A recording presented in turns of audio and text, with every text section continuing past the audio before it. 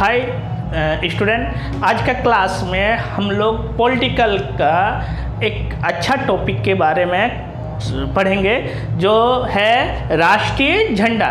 राष्ट्रीय झंडा किसी भी देश का एक बहुत ही बड़ी पहचान होती है और वो एक पूरे अंतर्राष्ट्रीय स्तर पे उनकी एक पहचान होती है राष्ट्रीय झंडा। तो भारत का जो राष्ट्रीय झंडा है वर्तमान में तो तिरंगा झंडा है, लेकिन इनका इतिहास हम लोग पढ़ेंगे जरा सा राष्ट्रीय झंडा के बारे में। तो राष्ट्रीय झंडा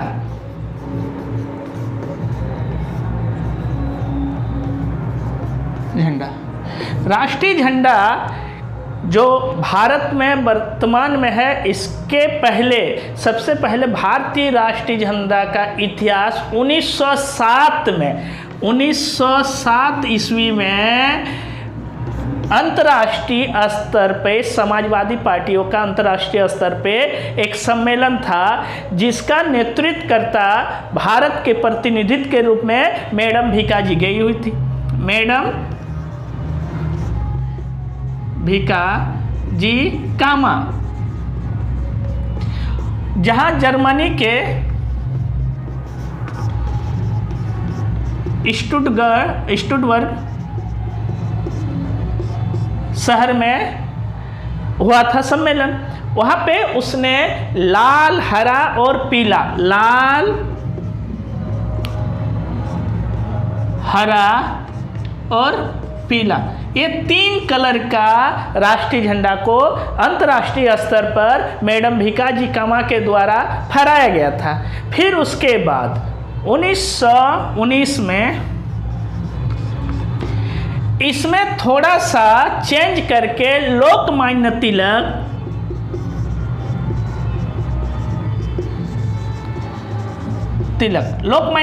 माने बाल गंगाधर तिलक और एनी बेसेंट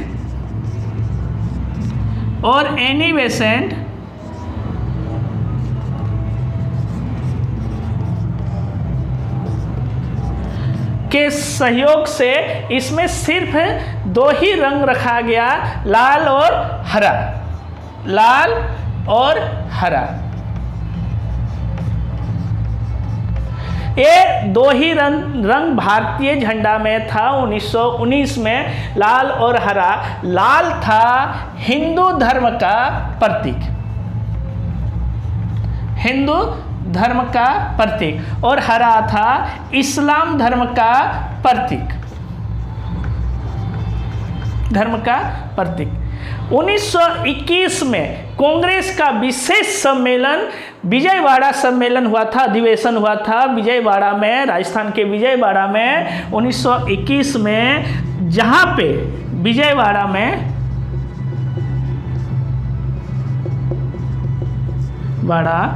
विशेष अधिवेशन कांग्रेस का। वो सम्मेलन में 1921 में महात्मा गांधी के सलाह पर ये जो 2 कलर का झंडा था, इसमें एक और कलर जोड़ा गया जिसका नाम था सफ़ेद। ये सफ़ेद कलर को जोड़ा गया और ये कलर का प्रतीक था, ये अन्य धर्म का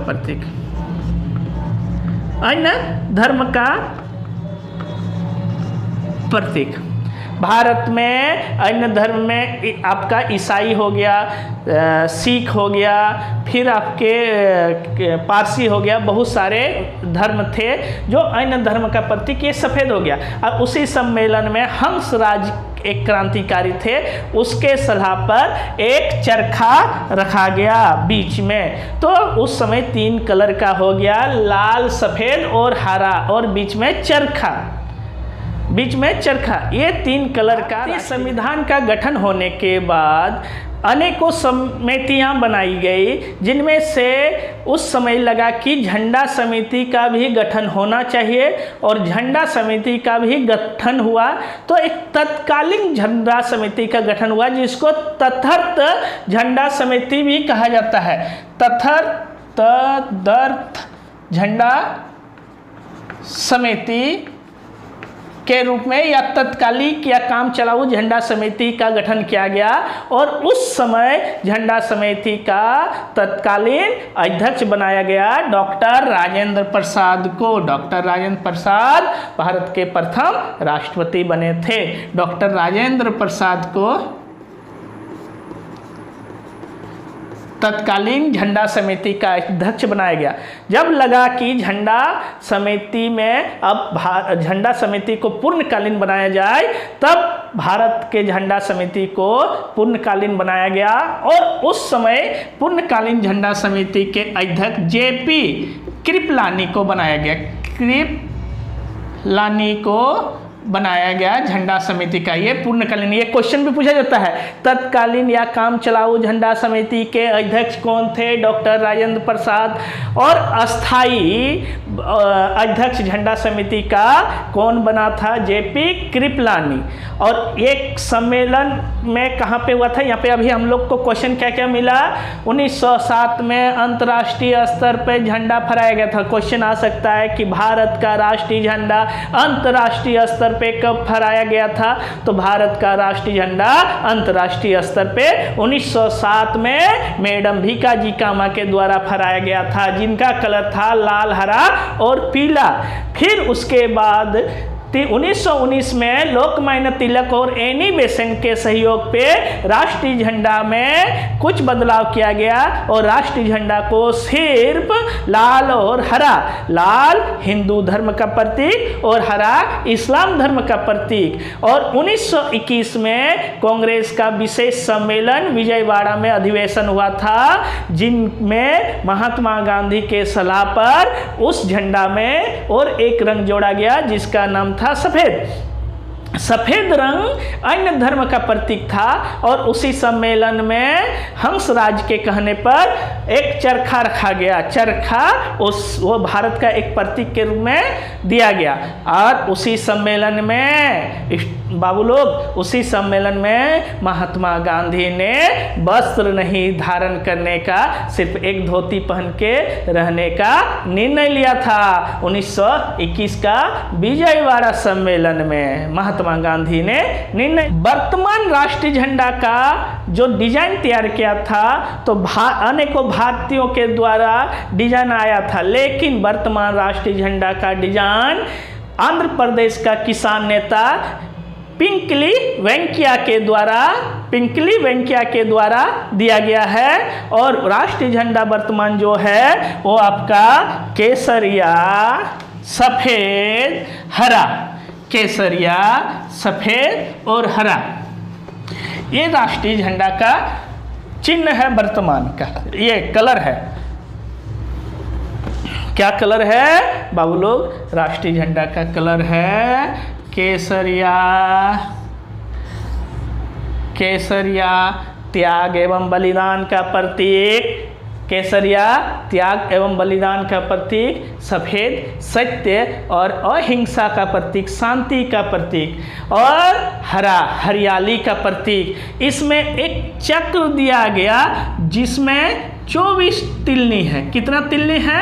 ये 24 तिल्ली है। ये 24 तिल्ली, ये चक्र का काम है आगे बढ़ने का। 24 तिल्ली है, रात और दिन का घंटा का प्रतीक है। ये 24 घंटा का प्रतीक है और ये नीला कलर का होता है। चक्र का रंग नीला होता है। ये केसरिया, ये हरा, और ये चक्र जो है, ये चक्र लिया गया है अशोक, महाराजा अशोक के अशोक स्तंभ से ये चक्र को लिया गया है।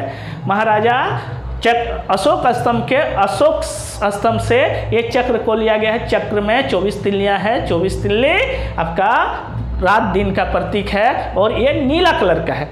इसमें 2002 से पहले राष्ट्रीय झंडा आम जनता नहीं फहरा सकते थे, तो उस समय नवीन जिंदल नामक एक व्यक्ति ने सुप्रीम कोर्ट में याचिका दायर कर दिया। सुप्रीम कोर्ट में याचिका दायर करने के बाद तत्कालिक सुप्रीम कोर्ट के मुख्य न्यायाधीश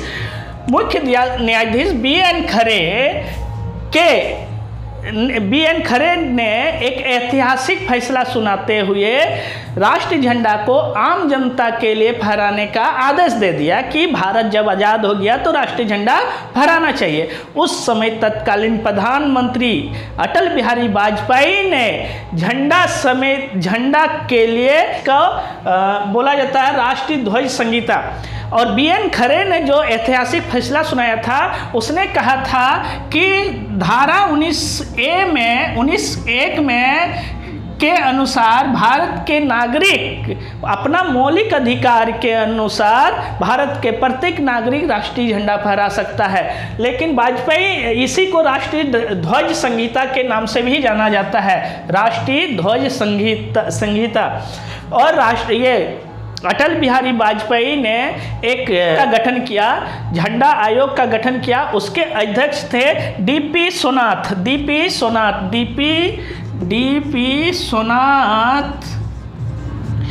उसी आयोग के एक आदेश आया, आयोग ने एक रिपोर्ट दिया, उसी रिपोर्ट के अनुसार राष्ट्रीय झंडा फहरा सकते हैं प्रत्येक व्यक्ति, लेकिन नियम और कुछ शर्त के अनुसार। राष्ट्रीय झंडा अगर फहरा रहे हैं, राष्ट्रीय झंडा के साथ अगर अन्य कोई झंडा फहरा रहे हैं तो राष्ट्रीय झंडा हमेशा उससे ऊंचा होना चाहिए और उसके दाहिनी ओर फहराना चाहिए। राष्ट्रीय झंडा फटा हुआ नहीं होना चाहिए, ना पूरा ना होना चाहिए, ना काला होना चाहिए। राष्ट्रीय झंडा अगर फट जाए तो उसको कहीं अच्छे जगह पे दफना दिया जाना चाहिए। राष्ट्रीय झंडा सूर्य उदय होने के बाद फहराना चाहिए और सूर्यास्त होने से पहले राष्ट्रीय झंडा को उतार देना चाहिए। राष्ट्रीय झंडा का अनुपात, लंबाई और चौड़ाई का अनुपात 3:2 होना चाहिए। ये राष्ट्रीय झंडा का, झंडा समिति जब झंडा बना था उसी का नियम के अनुसार है। राष्ट्रीय झंडा 3:2 का होना चाहिए। क्वेश्चन में आजकल ट्विस्ट किया जाता है, कभी कभी राष्ट्रीय झंडा का चौड़ाई और लंबाई पूछा जाता है तो 2:3 हो जाएगा, चौड़ाई पूछा जाएगा तो 2, लंबाई 3, तो उल्टा किया जाता है। इसीलिए क्वेश्चन में देखा जाएगा, क्वेश्चन में आप लोग देखिएगा कि क्वेश्चन में कभी कभी घुमा के पूछा जाता है। तो ये मेरा राष्ट्रीय झंडा का नियम और कुछ शर्तें हो गया कि राष्ट्रीय झंडा सभी फहरा सकते हैं, लेकिन DP सोनाथ के जो आयोग थे उनके रिपोर्ट के अनुसार राष्ट्रीय झंडा कुछ नियम और शर्त के अनुसार फहराना चाहिए। राष्ट्रीय झंडा फहराने के लिए कभी भी गंदा फटा हुआ राष्ट्रीय झंडा नहीं फहराना चाहिए। राष्ट्रीय झंडा सूर्य उदय होने के बाद फहराना चाहिए और सूर्यास्त होने के पहले उतार देना है। राष्ट्रीय झंडा को के समय अगर कोई अन्य झंडा फहराया जाता है तो राष्ट्रीय झंडा हर समय उससे ऊंचा होना चाहिए और दाहिनी ओर होना चाहिए। इसी चीज़ का अगर कोई पालन नहीं करते हैं तो सख्ती से इन पे कानूनी कार्रवाई, 1 साल का कारावास की सजा का प्रावधान है। राष्ट्रीय झंडा, झुका हुआ राष्ट्रीय झंडा शोक का प्रतीक होता है। जब कोई शोक होता है तो, और उल्टा राष्ट्रीय झंडा संकट का प्रतीक होता है।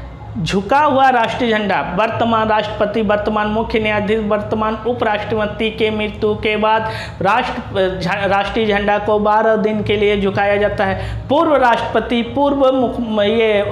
उपराष्ट्रपति, पूर्व मुख्य न्यायाधीश के मृत्यु के बाद राष्ट्रीय झंडा को 7 दिन के लिए झुकाया जाता है। कैबिनेट मंत्री, मुख्यमंत्री, राज्यपाल की मृत्यु के बाद राष्ट्रीय झंडा को 3 दिन के लिए झुकाया जाता है। और अगर राष्ट्रीय शोक के रूप में प्रधानमंत्री के द्वारा या राष्ट्रपति के द्वारा ऐलान किया जाता है कि ये व्यक्ति की मृत्यु के बाद हम लोग 1 दिवसीय राष्ट्रीय शोक मनाते हैं, तो उस समय भी राष्ट्रीय झंडा को 1 दिन के लिए झुकाया जाता है। इसका मतलब है झुका हुआ राष्ट्रीय झंडा शोक का प्रतीक है। आपसे निवेदन है कि आप लोग चैनल को सब्सक्राइब कीजिए और शेयर कीजिए और सेंड कीजिए, जितना हो सके लाइक कीजिए। इस महीना के अंदर इस चैनल में 1000 सब्सक्राइब हो जाना चाहिए। आपसे अनुरोध भी है और कोशिश भी मेरा ये रहेगा कि क्लास में रेगुलर लूँ और अच्छी से आप लोग को कंटेंट दे पाऊँ ताकि आपको फायदा हो आगामी एग्जाम को देखते हुए। ये तो ट्रेलर है, अभी पिक्चर बाकी है।